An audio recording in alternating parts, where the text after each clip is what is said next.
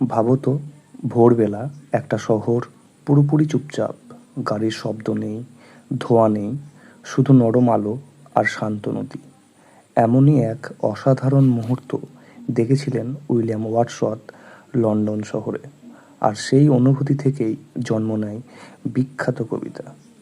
Hello students, আজ আমরা পড়ব রোমান্টিক পোয়েট উইলিয়াম ওয়ার্ডসওয়ার্থের অসাধারণ কবিতা composed upon Westminster Bridge. William Wordsworth ছিলেন ইংরেজি রোমান্টিক যুগের অন্যতম শ্রেষ্ঠ কবি।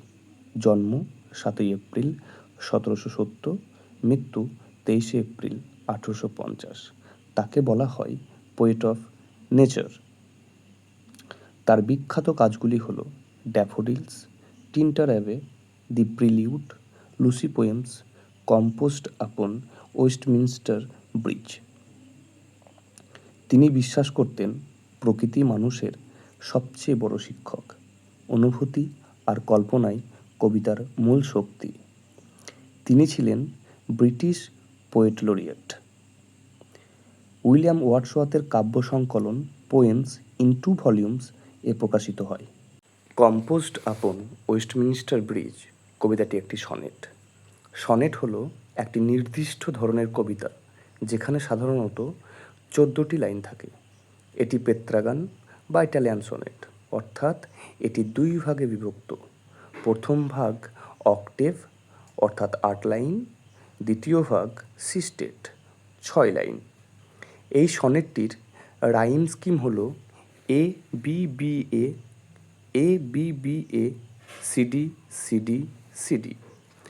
রাইম স্কিম হলো কবিতার লাইনের শেষের শব্দগুলোর ছন্দ মেলানোর একটি প্যাটার্ন, অর্থাৎ কোনো লাইনের শেষে কোনো শব্দের সাথে মিল আছে যেটাকে আমরা লেটার্স এ বি সি ইত্যাদি দিয়ে দেখাই।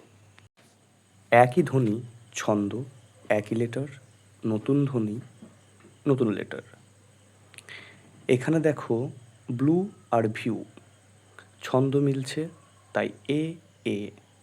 পরের লাইনে ব্রাইট রাইট, এই দুটো নতুন ধ্বনি কিন্তু ছন্দ মিলছে তাই বিবি। তাহলে এখানে রাইম স্কিম কি হলো? এ এ বিবি।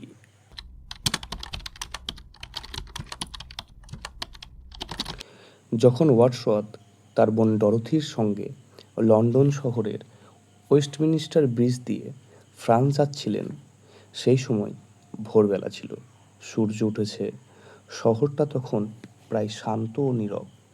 সাধারণত লন্ডন শহর খুব ব্যস্ত ও কোলাহলপূর্ণ থাকে, কিন্তু সেই মুহূর্তে শহরটি ছিল একেবারেই শান্ত। কবি এই দৃশ্য দেখে খুব অভিভূত হয়ে পড়েন। তিনি লক্ষ্য করেন শহরের সৌন্দর্য প্রকৃতির মতোই শান্ত ও মনোরম। মনে হচ্ছে ধোঁয়া, শব্দ, ভিড় সব কিছু তখন থেমে গেছে। নদী থেমে আছে, আকাশ পরিষ্কার, সূর্যের আলো শহরকে সোনালি করে তুলেছে। তিনি বুঝতে পারেন যে প্রকৃতির সৌন্দর্য শুধু পাহাড়, নদী, জঙ্গলে নয়, শহরও ভোরের আলোতে অসাধারণ সুন্দর হতে পারে। আর এই অনুভূতি থেকেই তিনি এই সনেটটি লেখেন।